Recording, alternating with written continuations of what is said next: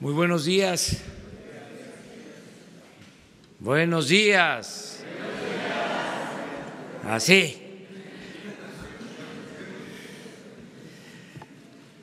Hoy vamos a dejar más tiempo para la sesión de preguntas y respuestas, para que todo lo que esté pendiente lo abordemos, que dediquemos más tiempo a eso. Solo aclarar lo de ayer, con todo respeto al compañero periodista, que siempre va a tener nuestra comprensión, nuestro respeto, y no es confrontar a nadie y que esto aplique a todos. Son asuntos públicos que se tienen que tratar, pero no significa afectar a nadie. La dignidad está por encima de todo. No se puede humillar a nadie, no se puede ofender a nadie. Hay que respetarnos. Solo aclarar de que, en efecto, la Oficina de Transparencia, el Instituto de Transparencia, negó la apertura del caso de Odebrecht en mucho tiempo. Se abrió, sobre todo luego de la elección del 1 de julio, porque nosotros lo veníamos denunciando, pero estas son las pruebas.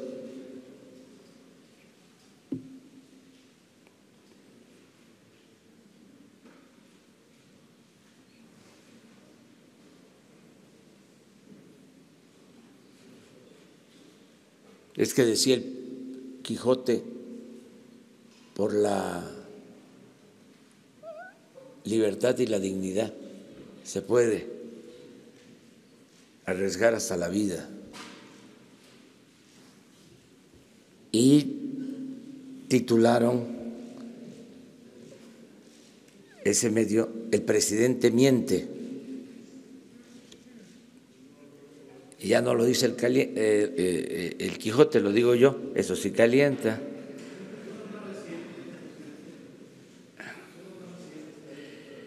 Sí, es que son dos láminas. Este es. Sí, entonces la segunda lámina viene inmediatamente. Sí. A partir de esta,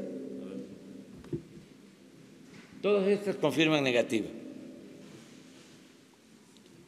Y en la otra lámina, ahora la mostramos. Ahí está, creo, ¿no? Ya son otras fechas. Solo es anterior a la elección, la de arriba. Y desde luego la Procuraduría, ahora la Fiscalía, tiene que informar, tiene que transparentar. Ellos argumentan que no quieren afectar lo del llamado debido proceso, pero yo soy partidario de la transparencia. Y además hay que pensar hasta modificar la ley, pero poner por encima la transparencia ayuda mucho en el combate a la corrupción, en el combate a abusos de autoridad. Estamos ya por dar a conocer el decreto para abrir los expedientes de la antigua Policía Federal y del CISEN. Estamos nada más revisando algunas cosas para no afectar a terceros, defender a inocentes, niños, la familia, lo que la ley limita, pero toda la parte política, abrirla. Ya no deben de haber reservas en este sentido. Había en Lecumberri, en el Archivo General de la Nación, toda una parte reservada, incluso con vigilancia del CISEN. No podía entrar ni el director del Archivo General de la Nación a esa sección del mismo archivo. Eso ya no es así, ya se ordenó que forme parte del archivo y estamos buscando la manera de que se pueda consultar. Ahí estaba mi expediente. Ahí estaba mi expediente. Pues, de una parte, porque me explican que cada dependencia, ahí estaba mi expediente de la Policía, de la Dirección Federal de Seguridad, o sea, desde hace 40 años, desde que estaba el finado Miguel Nazar. O sea, él suscribía informes sobre mis actividades en Tabasco. Pero ese es otro asunto. Muy bien, ya cambiaron las cosas, ya no va a haber, ya no existe ese espionaje, porque era un espionaje de tipo político.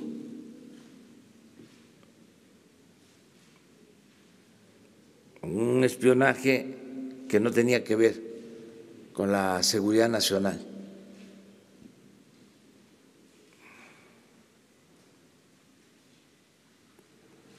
Bueno, ahora sí, vámonos. Vamos en medio. Hola, presidente. Buenos días. Agustín Velasco de UNO TV. Presidente, ayer se quedó en el aire la pregunta tras el juicio de Joaquín El Chapo Guzmán. Uno de los fiscales en Nueva York señaló que este veredicto en el que se le encuentra culpable de 10 cargos era resultado del combate al crimen organizado y al tráfico de drogas, es decir, que sí estaba dando resultados esta estrategia. Usted mañana va a Badiraguato, la tierra de Joaquín El Chapo Guzmán. En este contexto, ¿cuál es el mensaje que usted busca dar al visitar este lugar emblemático en el tema o en el contexto de la lucha contra el narcotráfico, presidente? Gracias. Bueno, yo pienso que no se deben de estigmatizar pueblos.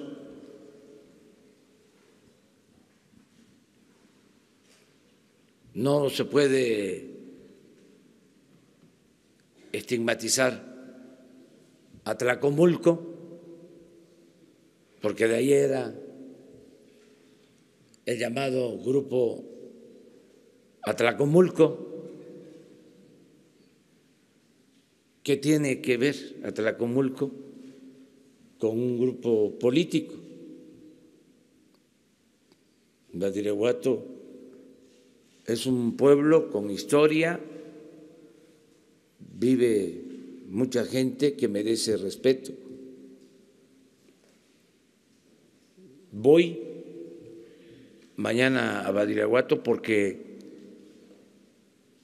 vamos a llevar a cabo 3 acciones importantes. Una, estamos construyendo un camino, porque ya tenemos el presupuesto, de Badiraguato a Guadalupe y Calvo, Chihuahua, toda la sierra. Muy importante la comunicación. De Sinaloa a Chihuahua. Segundo, se va a crear una universidad pública en Badiraguato con especialidad en el fomento a la actividad forestal, porque es una zona con mucho potencial boscoso. Y tercero, se va a llevar a cabo el programa Sembrando Vida. Vamos a sembrar en esa región, solo del lado de Badiraguato, 50,000 hectáreas, de Badiraguato a Guadalupe y Calvo. Son 3 acciones importantes. Esto va a significar crear 20,000 empleos en la sierra, no temporales, permanentes. Y lo mismo vamos a hacer en El Salto, Durango, en Tamazula, en Canelas, en otra región de Durango y Sinaloa. Entonces, eso es lo que puedo decir y volver a repetir lo de ayer. Tenemos que buscar el camino del bien, no afectar al prójimo y no afectarnos a nosotros mismos, no afectar a nuestros familiares. Es muy importante la libertad, muy importante. Y estamos buscando regenerar la vida pública con atención a los jóvenes, con empleo, con bienestar. Vamos, les comentaba yo, a echar a andar toda una gran campaña dirigida a los jóvenes para evitar el consumo de drogas, como nunca, una campaña de medios. Vamos a utilizar los tiempos oficiales y se va a convocar a los mejores creativos, es decir, a la gente con más imaginación, con más talento y desde luego a los que conocen del problema de las adicciones, dirigida a los jóvenes. No. ¿No van a invitar al...? No, vamos a hacer una convocatoria, una invitación a gente que está muy especializada en este tema con un enfoque siempre social y de fortalecimiento de valores morales, culturales, espirituales. Ya tiene la instrucción Jesús Ramírez Cuevas, él está ya preparando toda esta campaña. Se va a hablar con los dueños de medios de información, de prensa escrita, radio, televisión, internet, redes sociales, todos juntos, porque lo más preocupante es el crecimiento del consumo interno. Entonces tenemos que atender eso. Es lo que puedo comentar. Gracias, señor presidente. Acerca de la creación, ayer el anuncio de la creación de una nueva central sindical, está encabezada por el senador Napoleón Gómez Urrutia. Su comentario, por favor, acerca de si esto va a beneficiar a la relación laboral con el gobierno, si no se convertirá también en una central que esté cercana al gobierno, que esté apegada a los lineamientos que pudiesen dictarse desde el gobierno federal, si no estamos ante la creación de una nueva CTM de los años 60, 70, o si va a haber respeto a la libertad de los sindicatos que se afilen a ella. Libertad total, libertad sindical, democracia sindical, no intervención del gobierno en la vida interna de los sindicatos, no impedir la asociación, el que los trabajadores se puedan agrupar libremente. El cambio en esta materia es de que no hay sindicatos promovidos por el gobierno, no hay sindicatos amparados, protegidos por el gobierno, tampoco dirigentes sindicales subordinados al gobierno, apoyados por el gobierno. Tiene que haber democracia sindical, que los trabajadores elijan libremente a sus representantes, que ellos tengan sus organizaciones, que tampoco haya monopolios en lo que tiene que ver con la organización de los sindicatos, que haya democracia, pero no podemos impedir que los trabajadores o dirigentes puedan, de conformidad con la ley, solicitar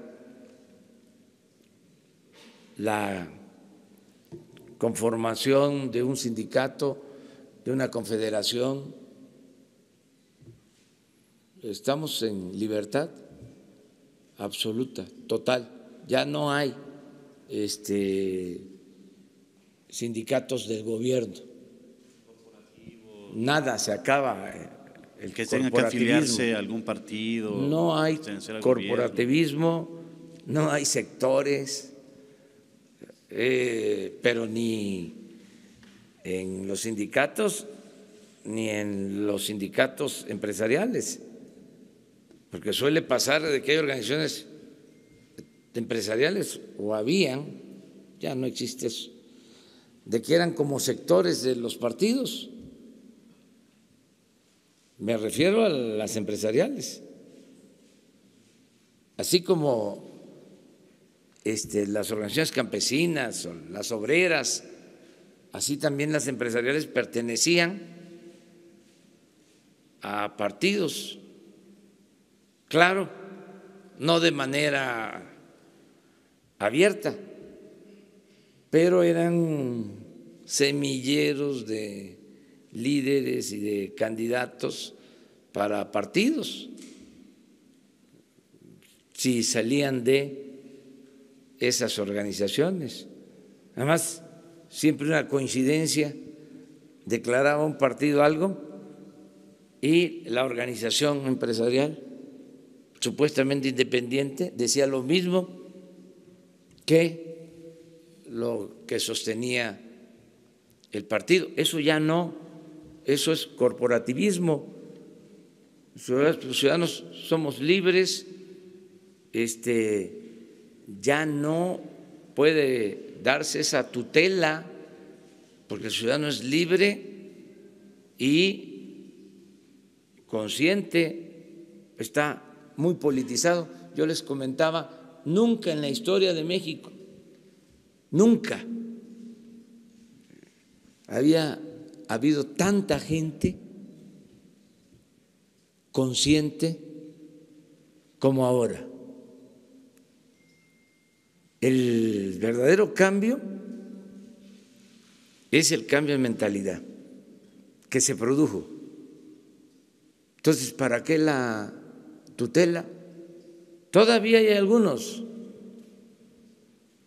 hasta de los que están participando con nosotros, que incluso vienen de la lucha, pero como es tanta la costumbre corporativa y la cultura caciquil, entonces dicen mi gente. ¿Y qué hago con mi gente? ¿Qué le digo a mi gente? Esas expresiones. O que esperan línea de parte de usted. Sí, o lo otro. Me están quitando mis plazas. Oye, si tú no tenías plaza, si nosotros no teníamos plaza.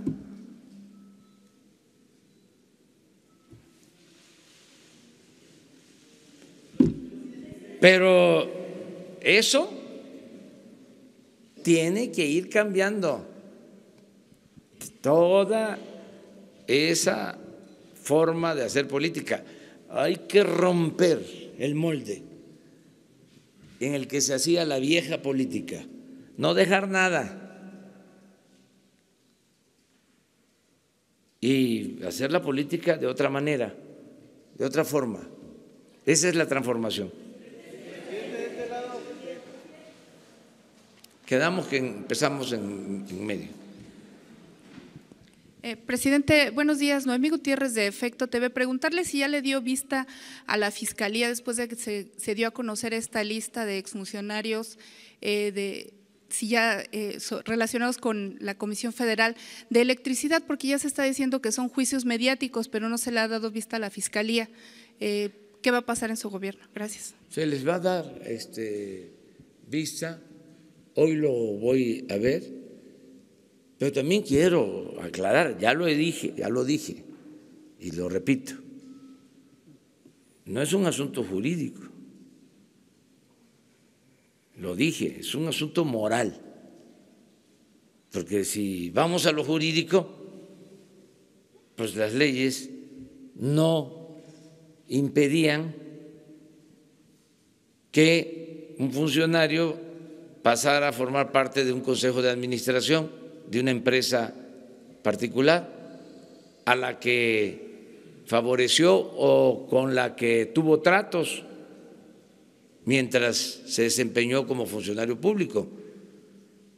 Entonces puede ser porque las leyes estaban hechas para permitir todas estas cosas.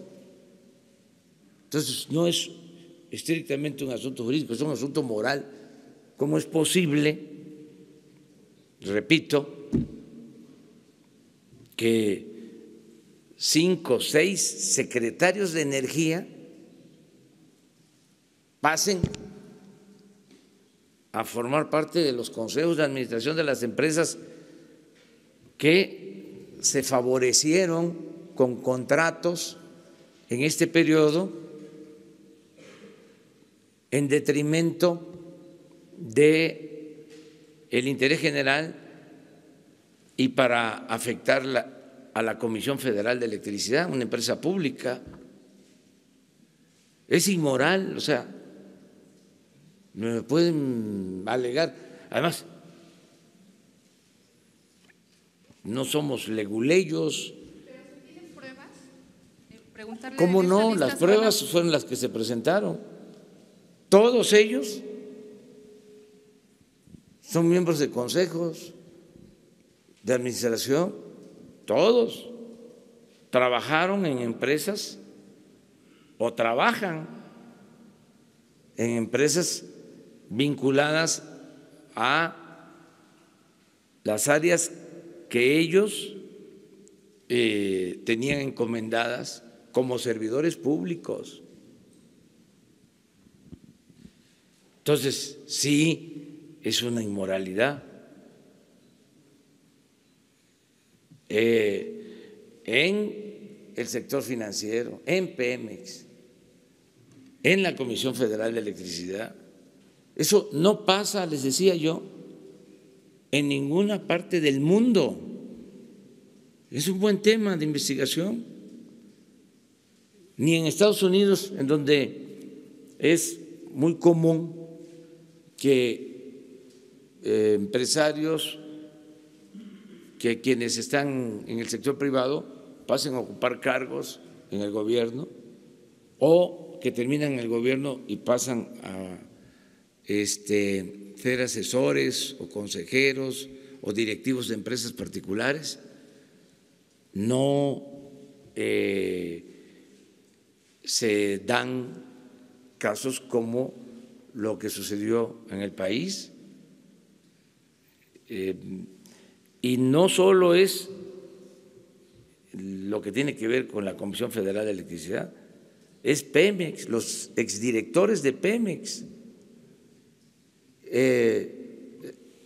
Hacienda les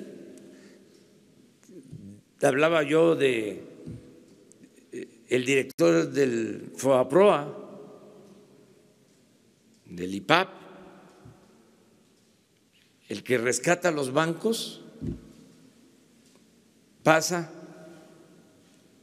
a formar parte del Consejo de Administración de uno de los bancos rescatados hasta la fecha.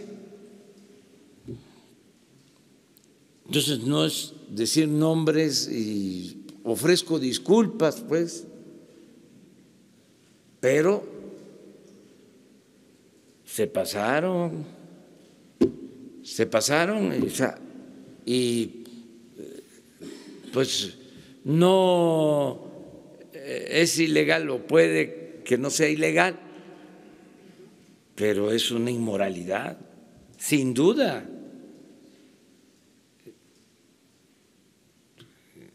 Eso es lo que se dijo, no es con ánimo de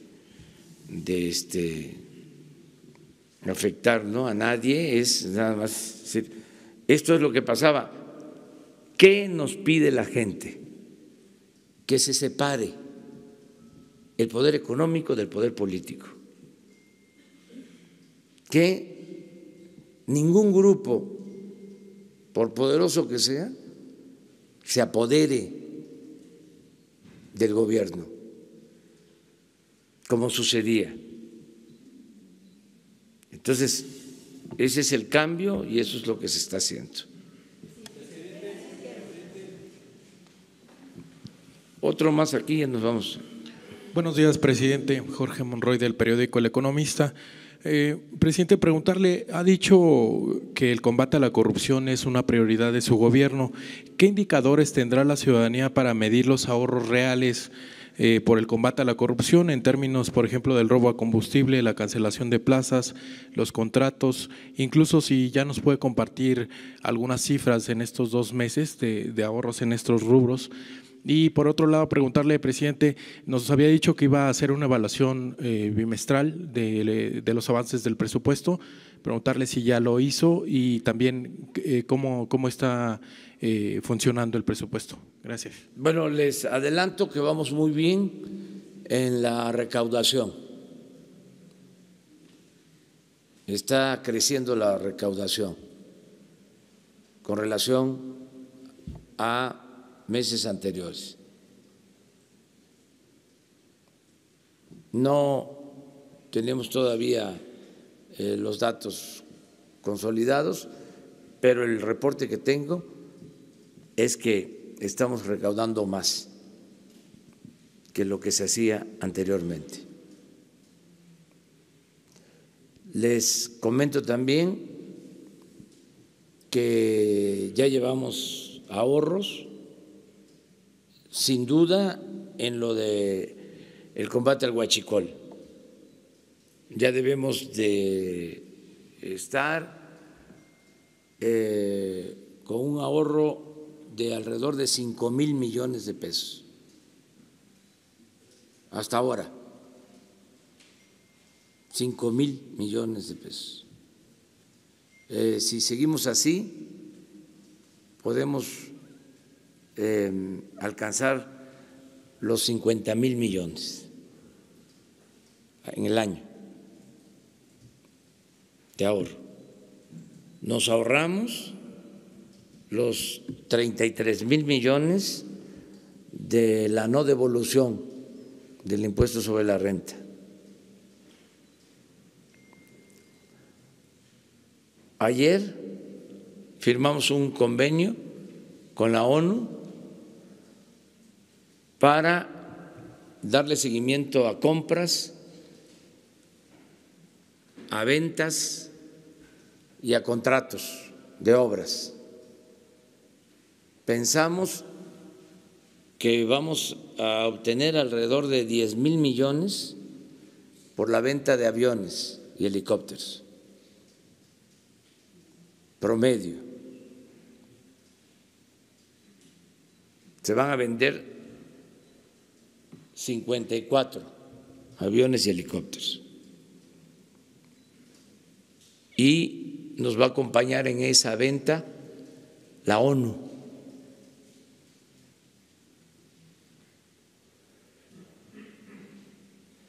Pensamos que nos podemos ahorrar hasta 1,000 millones de dólares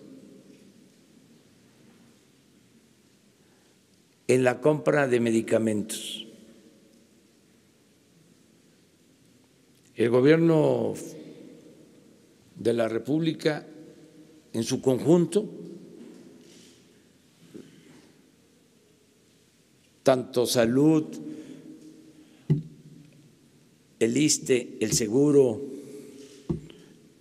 Pemex, la Secretaría de la Defensa, la Secretaría de Marina, más los gobiernos estatales, adquieren en medicamentos y equipos alrededor de 4,000 millones de dólares.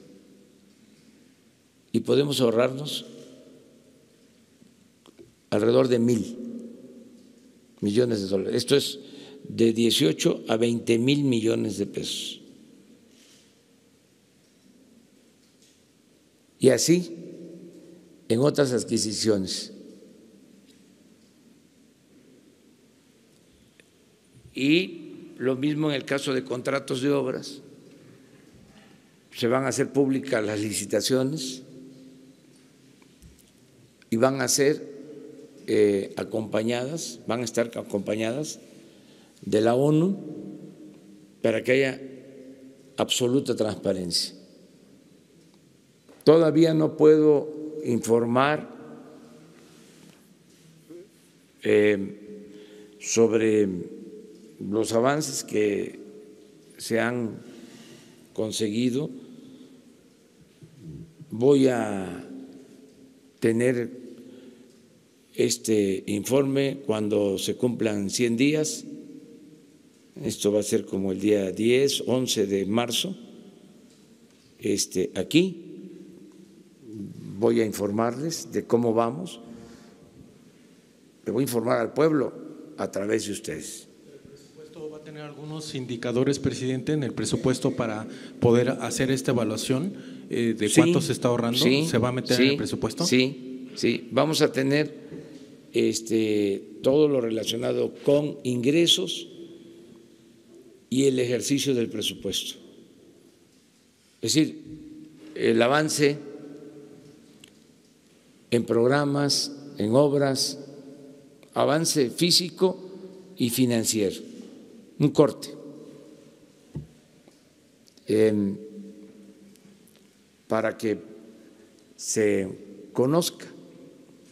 Y esto lo vamos a hacer periódicamente. Cuando fui jefe de gobierno informaba cada 3 meses. Entonces, lo vamos a hacer así. Nada más que aquí con ustedes, y ya cuando corresponda ir al Congreso, pues vamos a informar.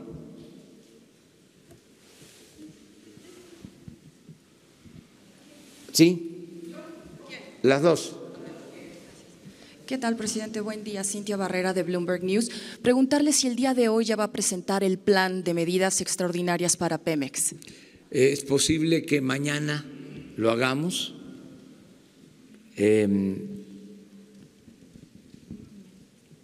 Lo está trabajando la Secretaría de Hacienda con Pemex, pero se va a apoyar a Pemex, todo nuestro respaldo económico, toda nuestra autoridad moral, política a Pemex. Se va a rescatar a Pemex, ese es el propósito, lo mismo que a la Comisión Federal de Electricidad. Es probable que mañana, hoy quedaron en informarme de Hacienda sobre la propuesta, quedaron en presentarme la propuesta preliminar. Si se tiene, mañana la damos a conocer. Dado que está usted pensando que probablemente mañana se presentaría ese plan, ¿nos podría comentar de cuánto va a ser la capitalización que van a meter en la empresa? ¿Y cómo piensan ustedes aligerar la carga fiscal para Pemex? Eso es algo que está esperando. Bueno, le adelanto, le vamos a quitar carga fiscal a Pemex. Mañana lo explicamos. ¿Nos puede dar un avance, algo como un indicativo de cómo va a ser? Porque eso es muy general. Porque si no, no hay elementos suficientes, ahí sí, para los expertos, para los especialistas. Entonces, mañana ya damos a conocer en qué va a consistir el fortalecimiento a Pemex. ¿La capitalización de cuánto sería al menos? Sí. ¿De cuánto? Eso es lo que vamos a decir mañana. Pero más o menos ¿de cuánto? Se había mencionado una cantidad, pero era el mínimo, era el piso. ¿De mañana cuánto vamos se va a hacer? a dar a conocer ese dato de manera precisa. ¿Lo presentará aquí en conferencia? Qué buena periodista es usted, porque yo estaba diciendo que hoy me iban a presentar el reporte o el proyecto preliminar y era probable que mañana se diera a conocer. Hoy le presentan el preliminar. Pero sí, ya ahora ya me comprometí con usted y de que mañana se da a conocer, aquí, se presenta. ¿Con usted? Sí, aquí. En la conferencia, en la mañana. Sí, en la mañana. Y ya puntualmente se va a dar a conocer cuánto es el monto de apoyo a Pemex, sobre todo por quitarle la carga fiscal. De lo que no hay duda es de que Pemex tiene todo nuestro respaldo. Yo dije en una ocasión que nos quitábamos hasta la camisa por ayudar a los pobres, a la gente humilde. Y dije también que si era necesario, pasábamos a una fase superior. Pasábamos de la austeridad republicana a la pobreza franciscana para liberar fondos en beneficio de la gente. Y también le digo lo mismo, para apoyar a Pemex no hay límites, porque es una empresa estratégica, fundamental para la nación, una empresa que ha sido muy maltratada, por decir lo menos, una empresa que fue saqueada, sobre todo en este periodo neoliberal, de las empresas con más corrupción en el mundo. Es el ejemplo más claro de cómo la política neoliberal es una política de pillaje, de saqueo, por lo que hicieron en Pemex. Además, por la manera en que engañaron de que con la reforma energética Pemex iba a consolidarse, modernizarse, tener estándares de productividad de los más altos del mundo. Pura mentira, puro engaño, pura corrupción. Entonces, nosotros vamos a rescatar a Pemex y se va a fortalecer a Pemex y mañana presentamos la propuesta. Buen día, presidente. Ana Isabel Martínez de Reuters, y también quería preguntar el tema de Pemex. Dentro del plan que ustedes están contemplando para rescatar a Pemex, ¿sabe si hay algo concreto respecto al tema de la deuda? La deuda financiera son de 103.000 millones de dólares. ¿Habrá algún tema de refinanciamiento o reestructuración o algo así? Y la capitalización, el dinero, ¿de dónde va a venir? Porque es de dinero del gobierno federal, pero ¿de dónde? ¿De qué bolsillo va a salir? Porque al final es deuda del Estado. Gracias. Sí, va a salir de el presupuesto que se tiene, de los ahorros que se están consiguiendo. Por ejemplo, se hablaba inicialmente de 1.500 millones de dólares adicionales. Eso es nada más lo que vamos a ahorrar en el combate al robo de combustible. Pero va a haber más que eso y no nos afecta en el ejercicio del presupuesto, porque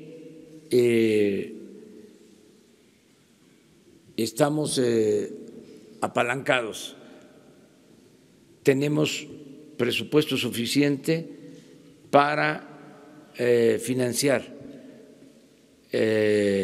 los programas de bienestar. No tenemos ningún problema, de modo que no vamos a recurrir a deuda, no vamos a caer en déficit, no van a aumentar los impuestos, no va a haber gasolinazos, vamos a salir sin problema. Les decía yo que va bien la recaudación,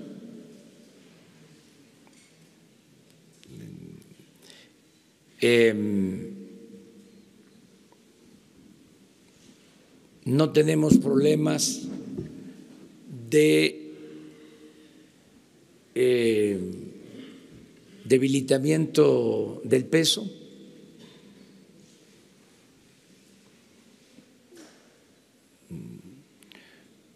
no tenemos problemas de inflación,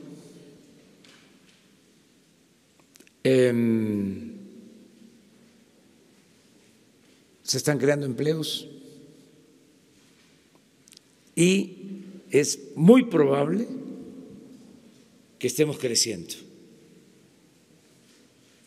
y vamos a crecer más. Pero, presidente, ¿me podría precisar el tema sobre si están pensando hacer algo con la deuda de Pemex?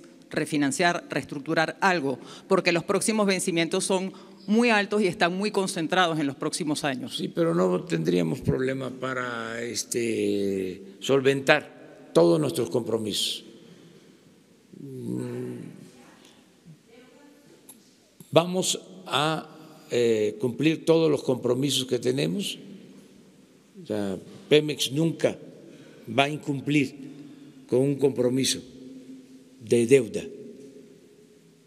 Vamos a pagar puntualmente todos nuestros compromisos.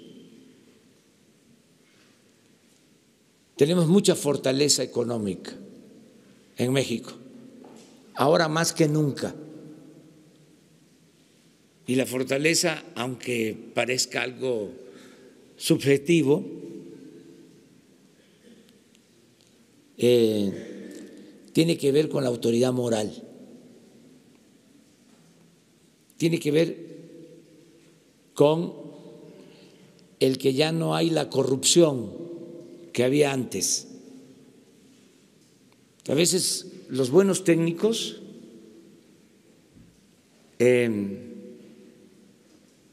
consideraban lo que perdía nuestro país con la corrupción. Ahora ya no se habla de eso. Pero lo cierto es que en el caso de Pemex había una gran fuga por la corrupción. Ahora podemos, en vez de perforar 50 pozos, podemos perforar con el mismo dinero 150. Y eso no se está tomando en cuenta. Poco a poco se va a ir entendiendo.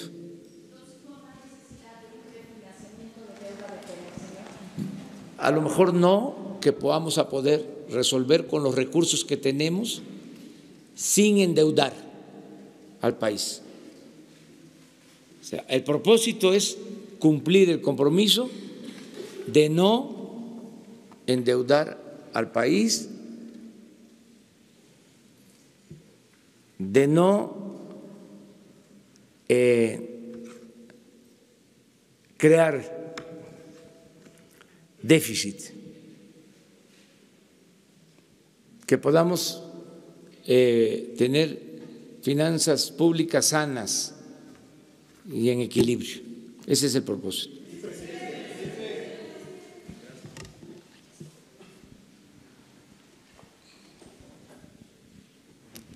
Daniel Blancas, de Crónica, presidente.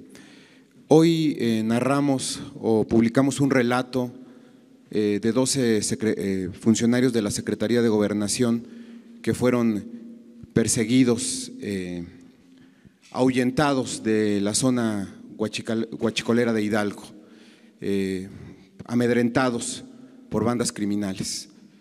La pregunta es si usted está pensando, para usted es importante que los funcionarios estén cerca de la gente y la instrucción de ustedes es que ellos acudan de manera directa a la gente, pero está pensando en darles protección a los funcionarios, porque estamos hablando de subsecretarios incluso que vivieron esta experiencia ahí en Hidalgo, si está pensando en darles seguridad, si conoce otros casos de funcionarios de su gobierno que haciendo esta labor de ir pueblo por pueblo, gestionando algunas tareas, hayan sufrido también este embate del crimen organizado. Primero esa pregunta. Segundo, nosotros pues recorrimos la zona, Estuvimos hace unos días en esa zona huachicolera de Hidalgo y nos resuena una frase: aquí nosotros mandamos, decían los criminales, aquí nosotros mandamos. ¿Quién está mandando en esas zonas? Porque también vimos que había una alta presencia del ejército en constantes operativos por caminos, por terracería, y estamos viendo los resultados de la incidencia de tomas clandestinas, los ahorros que está habiendo en este sentido, pero los territorios siguen controlados por esta gente. ¿Quién manda en estos territorios, presidente? Manda la autoridad y sobre todo manda el pueblo, mandan los ciudadanos. Estos son grupos que se sitúan, desde luego, de manera informal, ilegal, para llevar a cabo ilícitos, pero los ciudadanos no los están protegiendo y los ciudadanos quieren que haya legalidad y que no haya corrupción. Eso es lo que está pasando. No es fácil de la noche a la mañana acabar con estas prácticas que existían. En el caso de Hidalgo, se arraigó mucho lo de el huachicol, y por eso está costando, bueno, hasta la desgracia, lo doloroso que fue la explosión.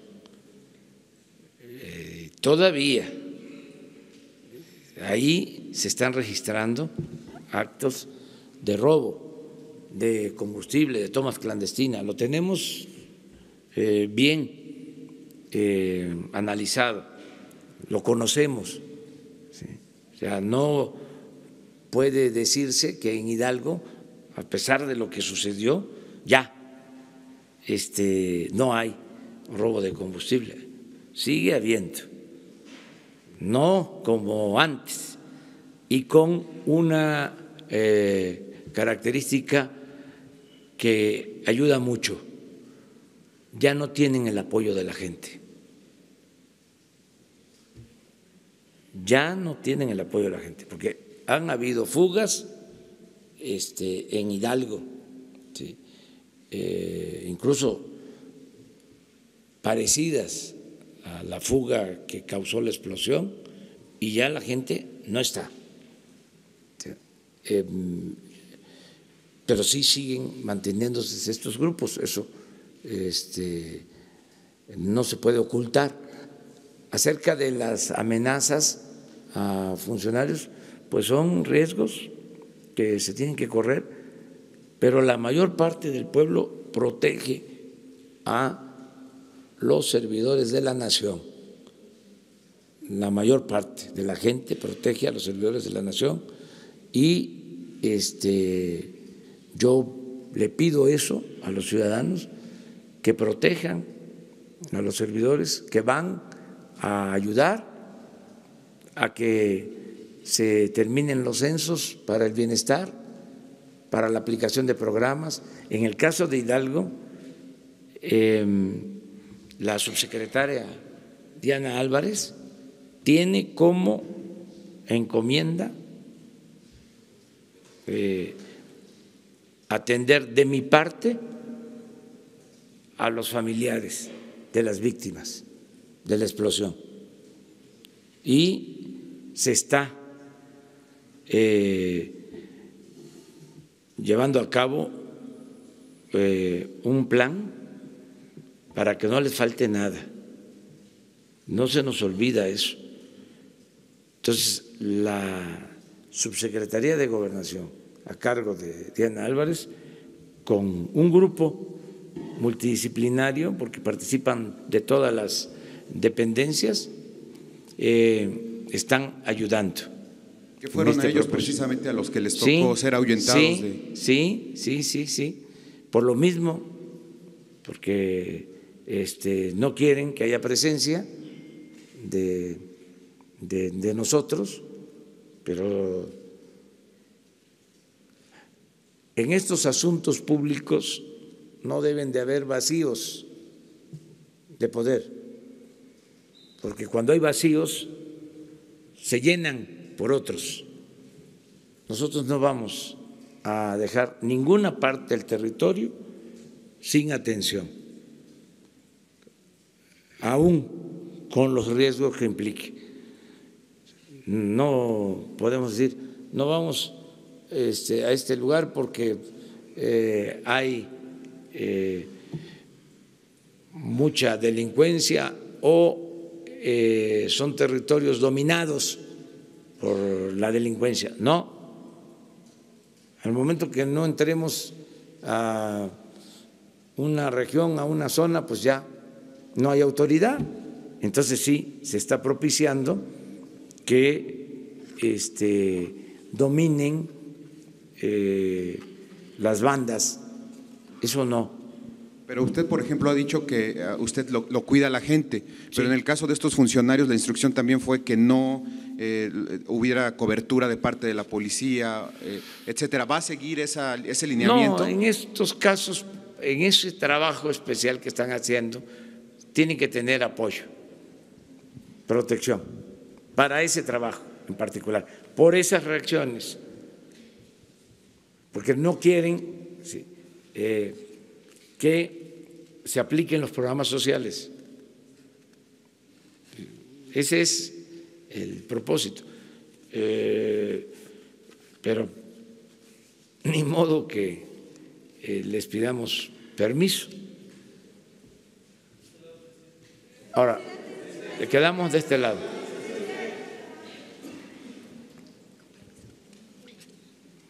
Y luego terminamos aquí. Gracias, presidente. Buenos días. Primero, para pedirle su opinión sobre esta decisión que tomaron ayer en la Suprema Corte de suspender la aplicación de la ley de salarios máximos. Si desde su punto de vista esto no puede llegar a poner en riesgo del plan de austeridad, ¿qué llamado les haría a los ministros? Ese sería el primer tema, presidente.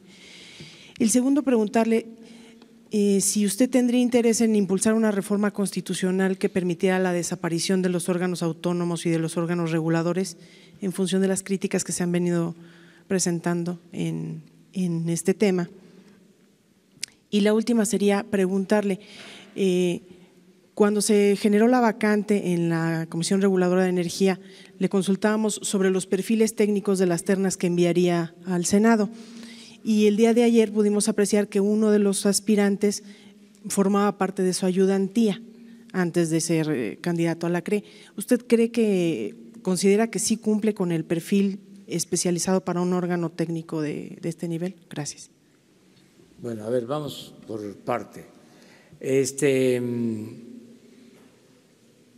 Lo de la decisión de la Corte es un asunto legal que se tiene que resolver de esa manera. Considero que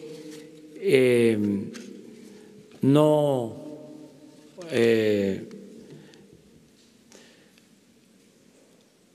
se ajusta a lo que tiene que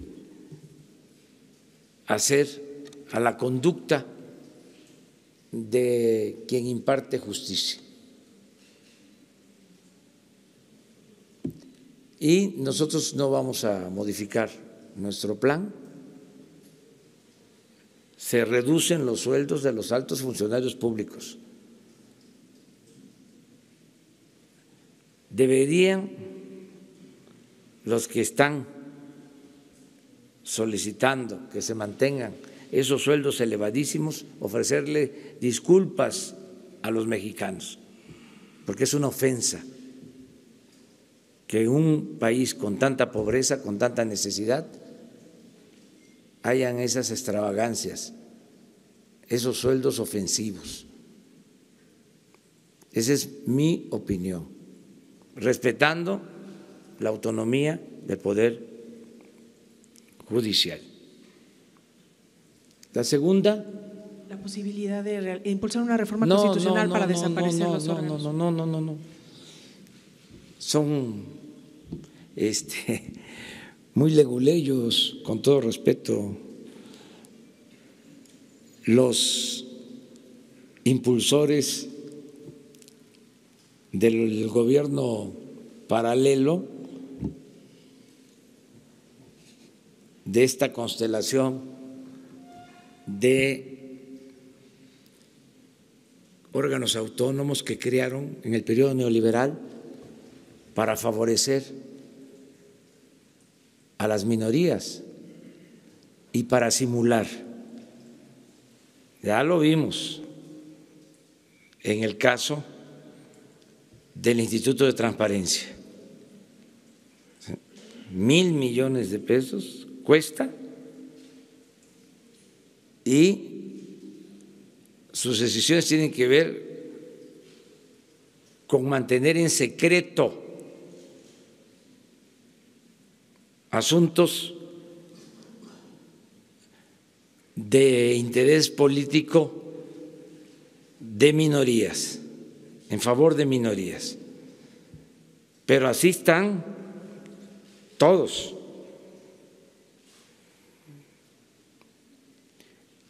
Sobre todo esto que crearon de las comisiones, organismos reguladores en el sector energético. Todo lo que produjo la llamada reforma energética. Entonces, no tengo pensado nada. Afortunadamente,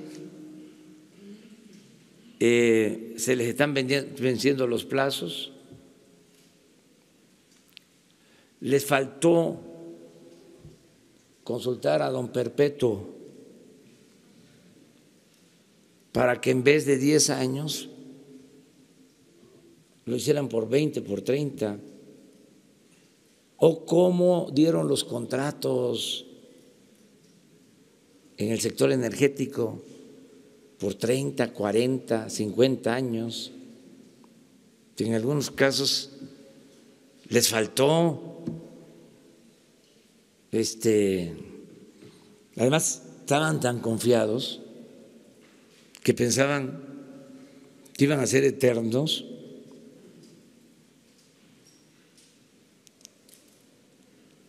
Que tuvieron fallas y ahora pues están venciendo contratos, tiempos de estos servidores públicos, estos funcionarios, y de acuerdo a la ley puede haber cambios, puede haber renovación. Entonces, pero no nos vamos a meter a hacer reformas constitucionales para quitarlos. Nada más con que ya no puedan hacer negocios con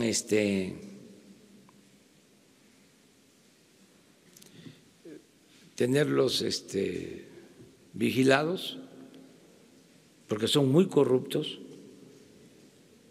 para que no den contratos, permisos, concesiones a quienes construyen gasoductos, a quienes van a perforar pozos, a quienes ponen plantas para generar energía eléctrica, nada más con eso. O estar pendientes para que no den subsidios, que no haya monopolios, que no protejan a monopolios, porque les dieron tantas facultades que están por encima del Poder Legislativo en algunos casos. Y es inapelable lo que deciden, pero afortunadamente se les están venciendo los plazos. Por eso ahora con lo de la CRE, que era una de las comisiones o organismos autónomos, entre comillas, ahora enviamos 12 de técnicos para 4 ternas. Y sí, uno de ellos, 2, estuvieron estos días trabajando, pero los 2, trabajando con nosotros, pero los 2 con muchísima capacidad. Una ingeniera petrolera, o sea, como profesión, y el otro ingeniero, creo que químico, que trabajó en Pemex durante mucho tiempo. O sea, no egresados del ITAM, perdón, ya se me fue. O sea, ofrezco disculpas, esto seriamente. O sea, pero bueno, es que eso era lo que sucedía. O sea, ayúdenme ustedes, ayúdenme a ver dónde están los economistas egresados de la UNAM.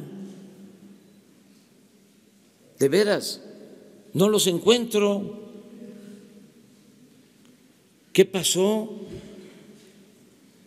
Es público y notorio que en los gobiernos últimos, los gobiernos de corte neoliberal, en todas las áreas económicas, financieras, puro ITAM. Esto es en buen plan, pues, o sea, aquí hay del ITAM también ayudándonos. El subsecretario de Gobernación es de primera y es del ITAM, pero fue de las escuelas más convocadas a la participación en el sector público, en el Banco de México, en Hacienda, en Economía, en estas comisiones.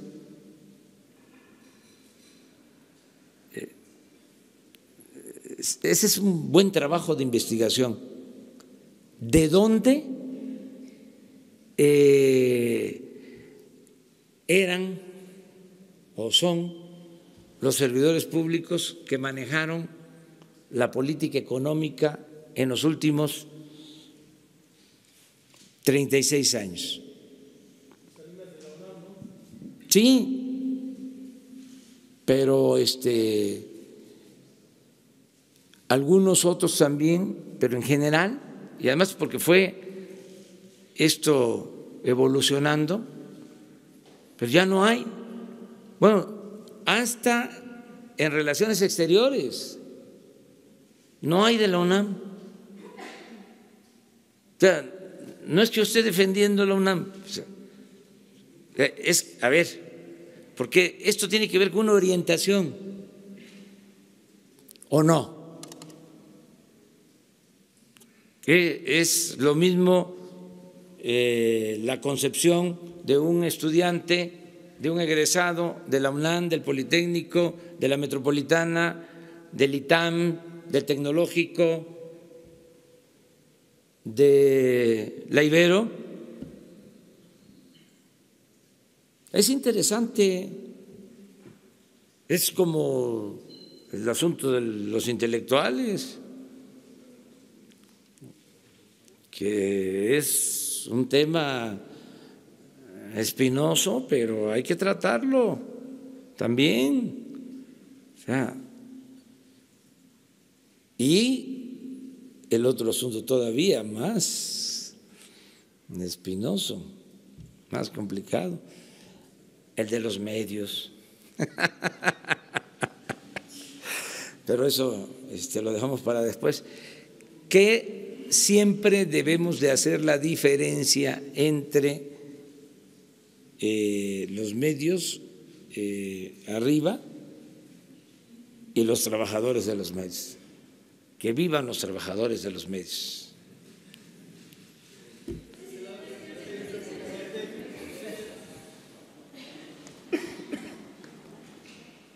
Señor presidente, buenos días. Urbano Barrera, del diario Ovaciones.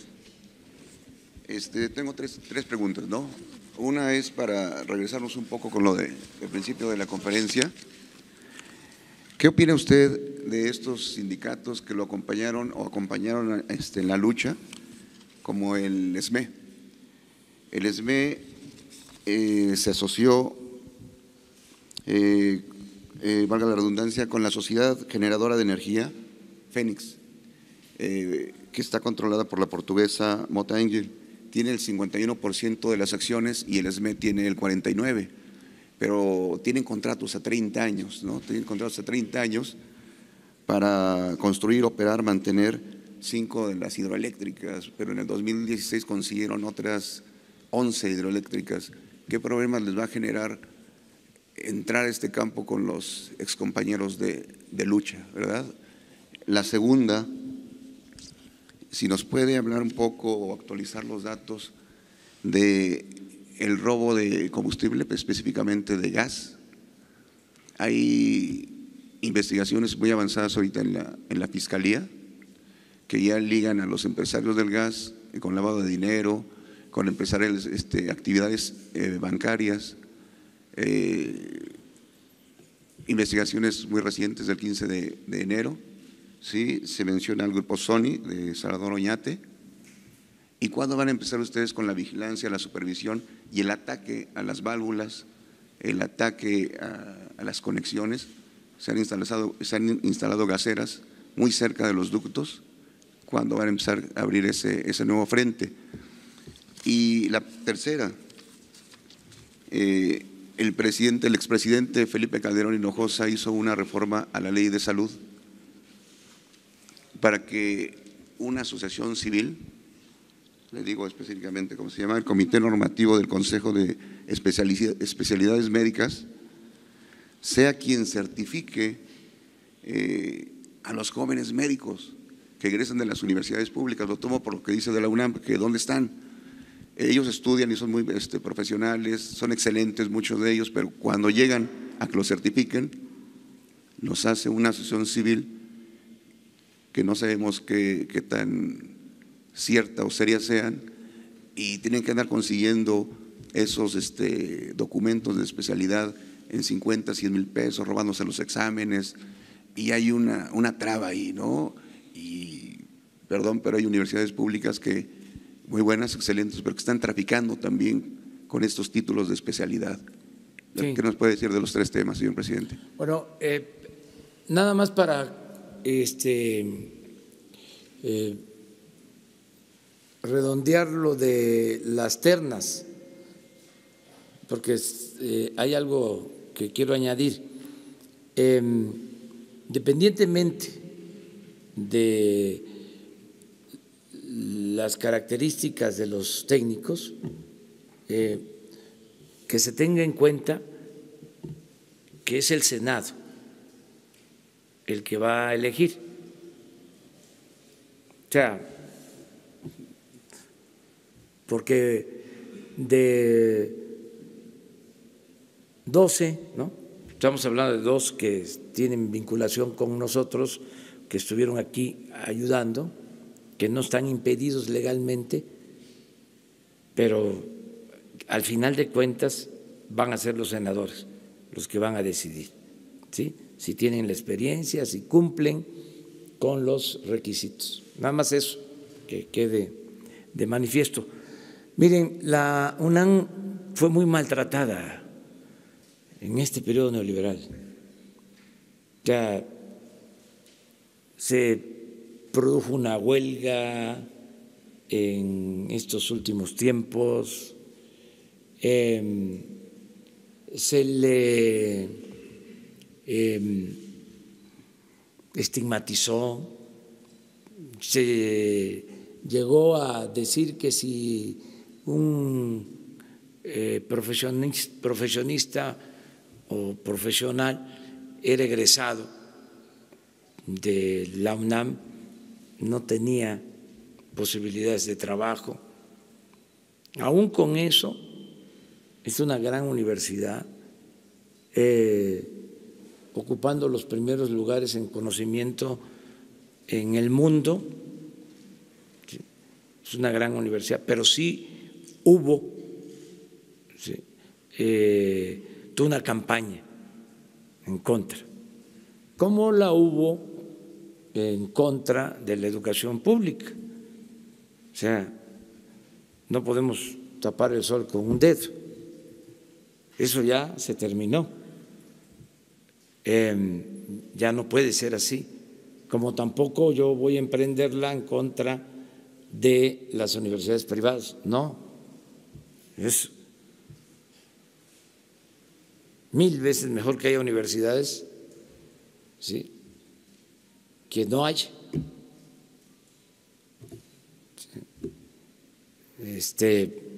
Si son privados, adelante, el que tenga para pagar una escuela privada lo puede hacer, que tenga para pagar una colegiatura, está en su derecho. Nada más que el Estado tiene la obligación de garantizar la educación pública gratuita en todos los niveles de escolaridad. Entonces, pero no es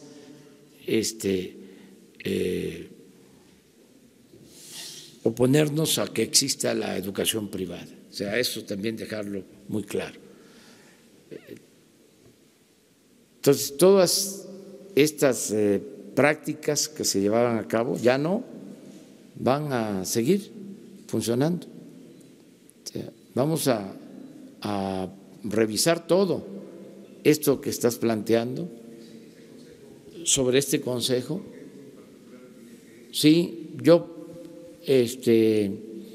no sabía de la existencia de este consejo, pero ahora ya nos enteramos y lo vamos a revisar. Ese es un asunto.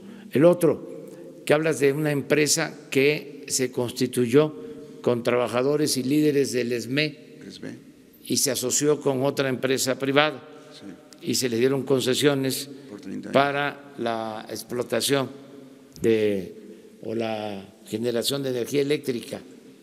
Es cierto lo que tú dices, no van a tener ninguna preferencia, no van a tener ningún privilegio, ya eso se termina. Esas fueron cosas que sucedieron en el sexenio pasado. Nosotros no vamos a actuar de esa forma. O sea,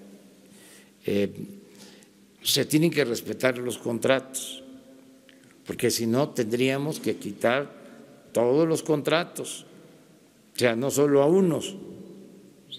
De ahí el porqué también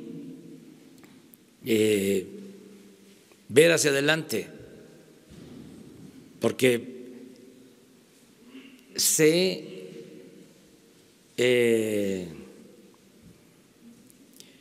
infestó todo, se contaminó todo. Entonces necesitamos ver hacia adelante, ya limpiar, que hacia adelante no pasen estas cosas. Pues echaron a perder muchas organizaciones, y no se trata aquí de decir, bueno, es que despidieron injustamente, porque así fue, eso es cierto, a 40,000 trabajadores de la empresa Luz y Fuerza del Centro, pero después hubo un acuerdo con el gobierno, no todos, estamos hablando de 1,000 de los 40,000, y sí hay una asociación con una empresa privada, y sí se les dieron estos permisos. Entonces, ya no vamos a seguir con estas prácticas, porque además ya no se va a seguir favoreciendo a empresas particulares en detrimento de la Comisión Federal de Electricidad, Ahora la Comisión Federal de Electricidad va a generar la energía. Esa es la nueva política. Pero no suspender contratos. Lo otro que mencionabas. El combate al robo de gas, específicamente, sí, de las plantas que se han instalado. Hoy nos informaron de que ayer, en una acción conjunta, donde participó la Policía Federal y en apoyo a la Fiscalía General, se actuó y se detuvo a personas y se encontraron depósitos de distribución de gas clandestinos con pipas, incluso en fragancia.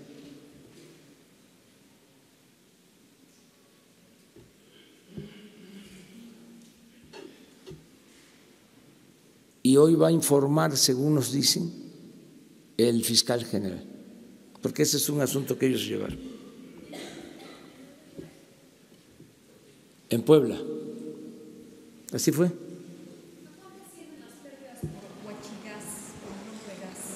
Todavía no hay una evaluación, pero sí les van a decir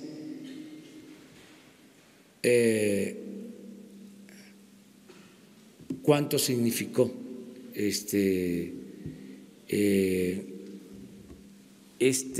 decomiso legal que se llevó a cabo. Sí.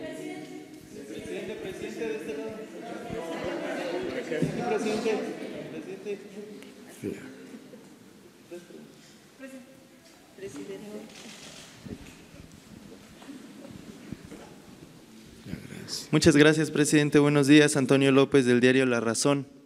Dije fragancia, ¿va? Sí. Es flagrancia. Sí. Presidente, usted ha sido muy enfático en que ya no van a recibir recursos las organizaciones de la sociedad civil porque pues las entregaban con moche.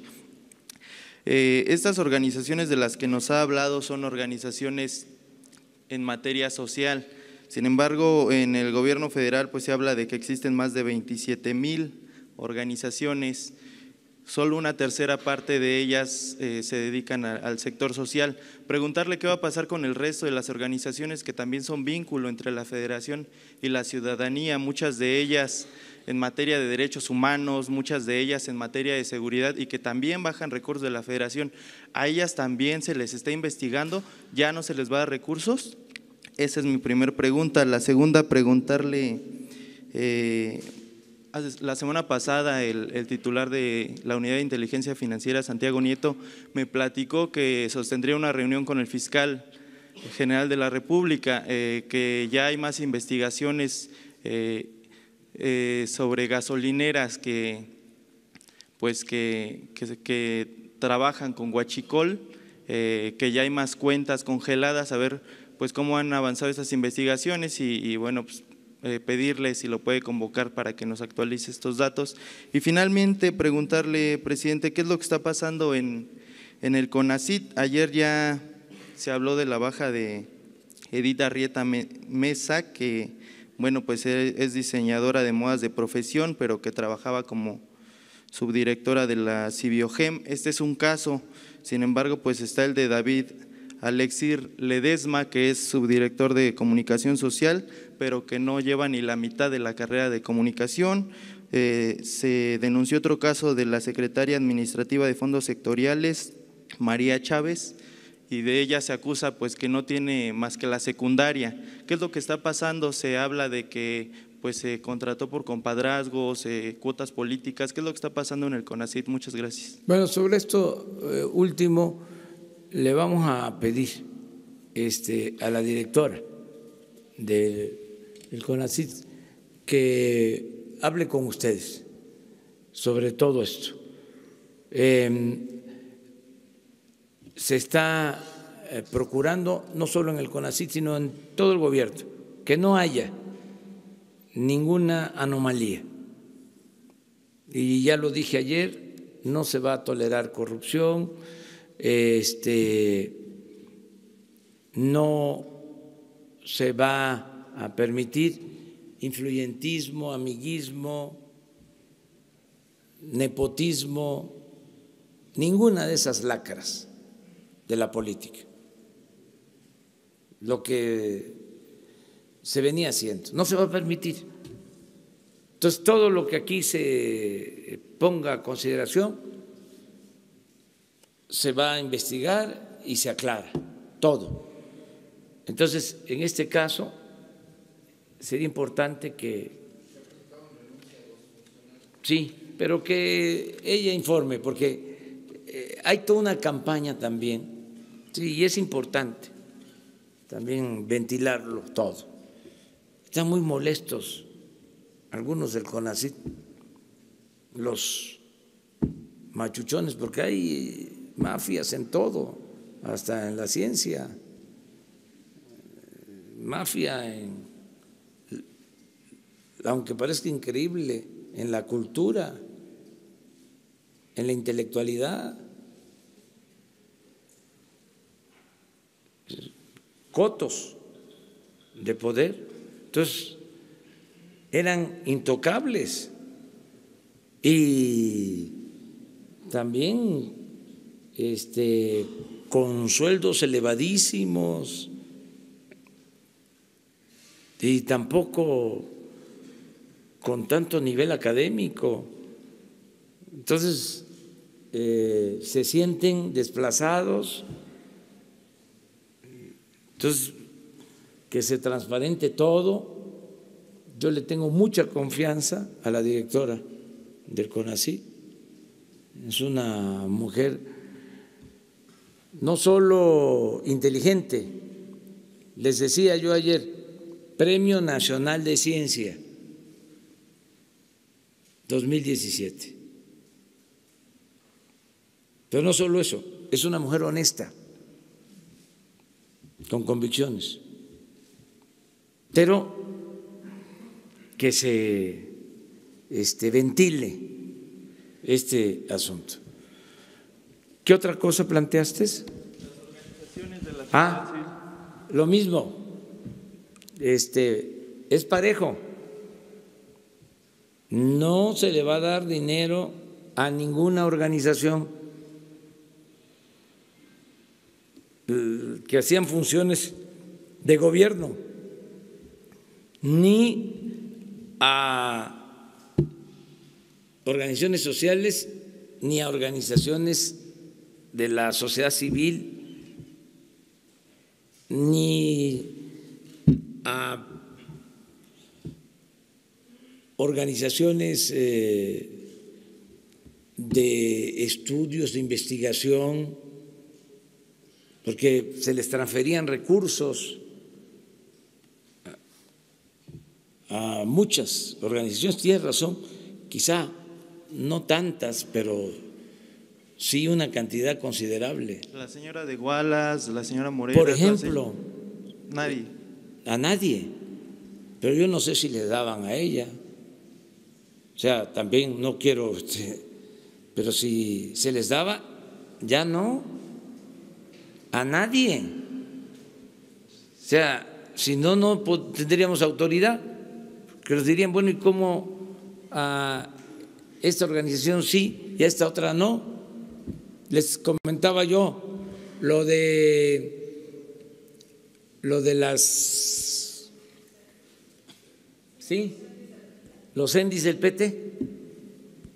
¿Cómo le vamos a dar dinero a los endis del PT si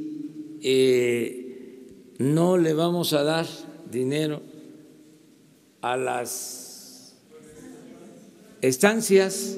Porque se le va a dar a los padres. Y los endis del PT muy cercanos a nosotros, pero si no actuamos con rectitud y parejos, pues no tendríamos autoridad. Entonces, es general, o sea, no se va a entregar dinero a estas organizaciones, va directo a la gente, al beneficiario. ¿Qué otra cosa? Lo de Santiago Nieto, saber si Sí, cómo van.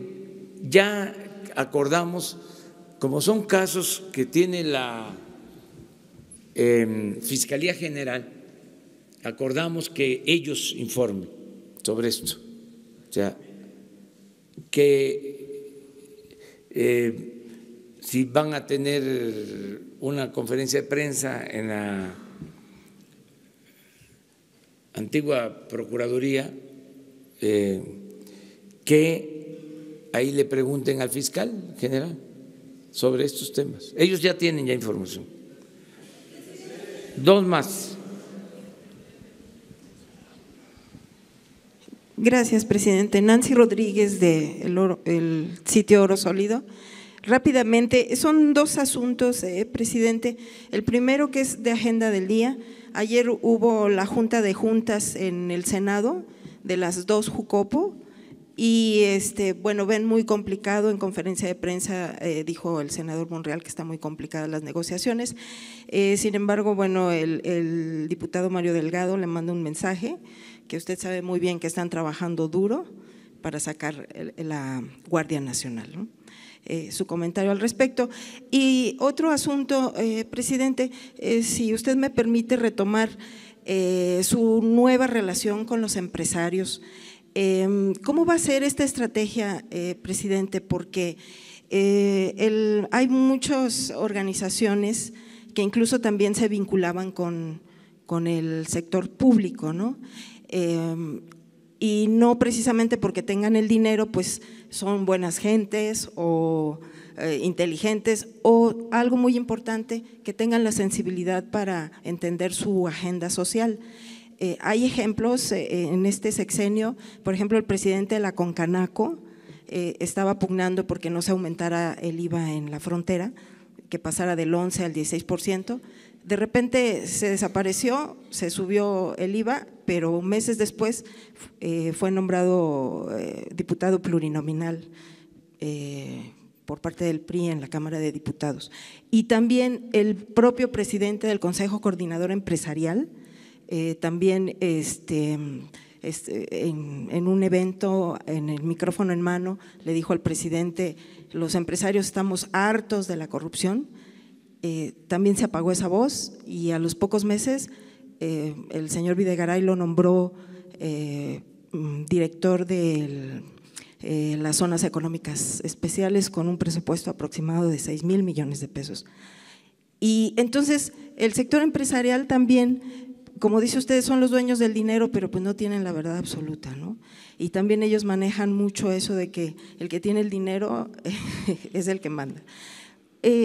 Sumando a su estrategia nueva que va a tener y nueva relación con los empresarios, señor presidente, ¿qué posibilidades habría de que también se hiciera una cartilla ética para los empresarios, para que se retomen sus principios de tratar bien a los trabajadores, de respetarles sus prestaciones y así lograr elevar la productividad y sobre todo la innovación en nuestro país? Gracias, señor presidente. Sí, las empresas por lo general, sobre todo empresas importantes en México, ya tienen un código ético y ojalá y todas actúen de esa manera. Es una decisión voluntaria, independiente, autónoma, pero sí hay muchas empresas ya con dimensión cívica, con dimensión social, que plantean eso, plantean valores, y eso es muy bueno. Pero nosotros no podemos recomendar nada porque es meternos en un terreno que no nos corresponde. Lo que sí es que en esta política de no entregar apoyos a organizaciones es para todos, es parejo, porque también el sector empresarial se beneficiaba de recursos del presupuesto en estudios y en otros campos. Yo recuerdo que había o hay, que todo esto es un proceso, algo que se llamaba el Instituto del Emprendedor, y pregunté que sí, ¿qué hacían? Y me informaron de que uno de los últimos estudios que había hecho el Instituto del Emprendedor era sobre el estado de ánimo de la población en México, y los recursos se los habían entregado a un organismo empresarial para hacer el estudio. Entonces, eso ya no. Ya esos apoyos ya no. Política empresarial, no hay política de comercio, no hay política de emprendedurismo. A eso también. Sí, va a haber. Sí hay, y existe muy buena relación con el sector empresarial del país. Y estamos por dar a conocer toda una propuesta de vinculación entre el sector público y el sector privado, nacional y extranjero. Nada más que eso sí lo dejamos para después. Va a ser la semana próxima. La Junta de Juntas que hubo ayer. Ojalá y se apruebe lo de la Guardia Nacional, que los legisladores sin banderías partidistas nos ayuden, porque necesitamos la Guardia Nacional para enfrentar el grave problema de la inseguridad y de la violencia. Es un llamado a los legisladores. Buenos días, presidente. Rafael Herrera, de Sin Censura, con Vicente Serrano desde Chicago. Presidente, ¿ya tiene definido el día con el canciller Marcelo Ebrard para cumplir el compromiso que usted asumió con Sin Censura del plan de protección y apoyo a emigrantes mexicanos? Y por cierto, presidente, ¿usted considera que los mexicanos en el extranjero deberían de participar en las consultas ciudadanas como la que viene el 21 de marzo? Y ahora sí que en este sentido, ¿considera o cómo plantearía usted que participaran si el INE aún no tiene ahora sí que función del voto electrónico en el extranjero porque dice que no tiene fondos? Gracias, presidente. Sí, ya lo dije, vamos a seguir apoyando a nuestros paisanos migrantes. Son mexicanos, 24 millones de mexicanos en Estados Unidos. Okay, nada más para que haya un compromiso de qué día va a tener con el canciller Ebrard. Ahora sí que puede ser la semana próxima, si les parece. Muchas gracias. Para que se presente todo el plan de defensa y de protección a migrantes mexicanos. Mi agenda para hoy: tengo una reunión con la representante de un gobierno extranjero. Ahora se los van a confirmar. Y luego tengo reunión con 3 gobernadores. Me voy a reunir con el gobernador de Campeche, me voy a reunir con el gobernador de Jalisco y me voy a reunir con el gobernador de Aguascalientes.